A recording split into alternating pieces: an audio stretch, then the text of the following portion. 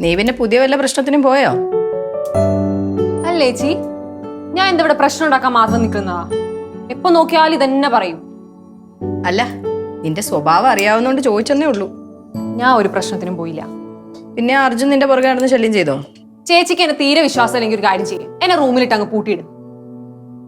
നീ എന്റെ അനിയത്തി ആയതുകൊണ്ട് ഞാൻ പുകഴ്ത്തി പറയുമല്ല. നിന്നെ റൂമിലിട്ട് പൂട്ടിയാലും ഒരു പ്രശ്നം ഉണ്ടാക്കണം എന്ന് വിചാരിച്ചാൽ നീ ഉണ്ടാക്കിയിരിക്കും. എന്തുവാ ചേച്ചി? ഏട്ടത്തി, എന്താടാ? ഏട്ടത്തി കരുന്നത് പോലെ ജോലി കളയിപ്പിച്ചത് മോനേണ്ണ അല്ലെങ്കിലോ?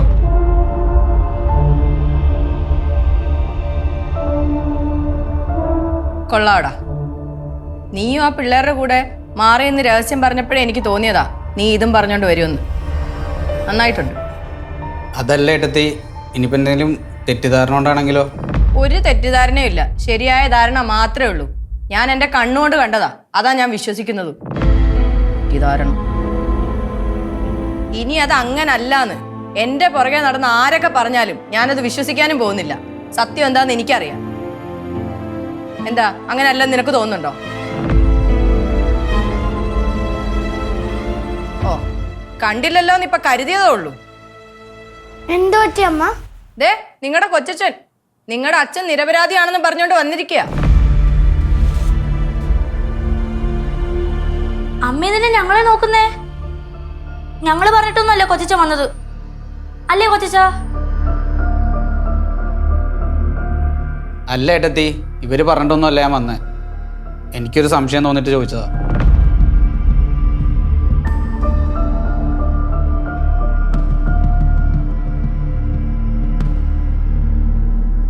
എന്താ, എന്തേലും പ്രശ്നമുണ്ടോ?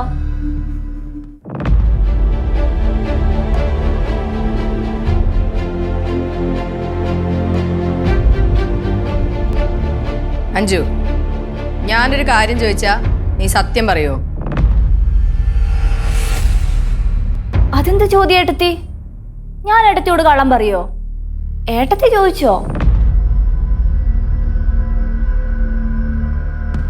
ഇവനിപ്പൊ എൻ്റെ അടുത്ത് വന്നിട്ട് പറഞ്ഞു മോഹനേട്ടൻ നിരപരാധിയാണെന്ന്. ഓ, അത് ഈ പിള്ളേര് പറഞ്ഞിട്ടാണോന്ന് ഏട്ടത്തി ഇവരോട് ചോദിച്ചു. അല്ല, അന്ന് ഇവര് പറഞ്ഞു. പക്ഷെ ഏട്ടത്തിക്ക് സത്യം അറിയണം, ഇത്രയല്ലേ ഉള്ളൂ.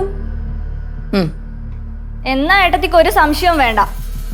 ദാ, ഈ പിള്ളേര് പറഞ്ഞിട്ട് തന്നെയാ പ്രകാശേട്ടന് ഈ സംശയം ഉണ്ടായത്.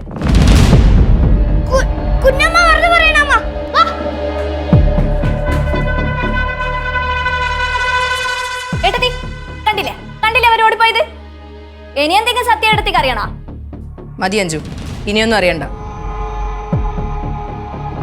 എടാ, മാറിയോ നിന്റെ സംശയം?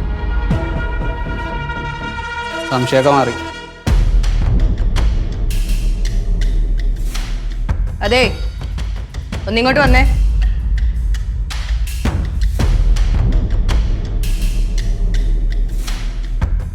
നിങ്ങൾ നിരപരാധിയാണെന്ന് തെളിയിക്കാൻ ഈ പിള്ളേരെ കൂട്ടുപിടിക്കുന്ന പരിപാടി നിർത്താറായിട്ടില്ലേ നിങ്ങൾക്ക്?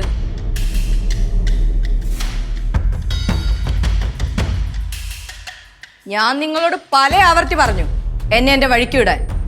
ഇനി ഇതും പറഞ്ഞ് പിള്ളേരെന്റെ മുന്നിലേക്ക് വരരുത്.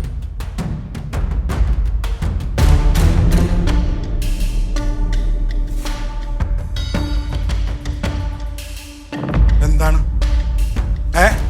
നീ കുറെ നാളായല്ലോ തുടങ്ങിയിട്ട്. പിള്ളേരെ പറഞ്ഞുവിടാൻ പാടില്ല, എനിക്ക് നിന്റെ അടുത്തോട്ട് വരാൻ പാടില്ല. നിന്റെ അടുത്തേ ഞാൻ പല തെറ്റുകളും ഞാൻ ചെയ്തിട്ടുണ്ട്. അതില്ലാന്നൊന്നും ഞാൻ പറയുന്നൊന്നുമില്ല. അതൊക്കെ ചെയ്തു പോയിട്ടുണ്ട്. അതൊക്കെ ആ സമയത്ത് പറ്റിപ്പോയതാണ്. അവണേ, നിന്നോട് ഞാൻ ഒരു കാര്യം പറഞ്ഞേക്കാം. നിന്റെ ജോലി കളഞ്ഞത് ഞാനല്ല.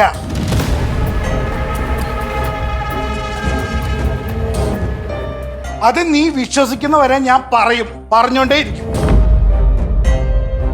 പിള്ളേർക്ക് ഞാൻ ഒരു തെറ്റും ചെയ്തിട്ടില്ല എന്ന് അവർക്ക് വിശ്വാസമായിട്ടുണ്ട്. അതുകൊണ്ടാണ് അവർ നിന്റെ അടുത്ത് വന്ന് പറയണത്.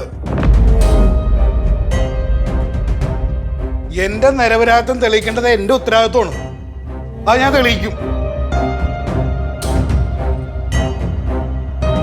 നിനക്ക് വിശ്വാസം വരുന്നവരെ ഞാൻ തെളിയിക്കും. നിന്റെ ജോലി കളഞ്ഞത് ഞാനല്ല.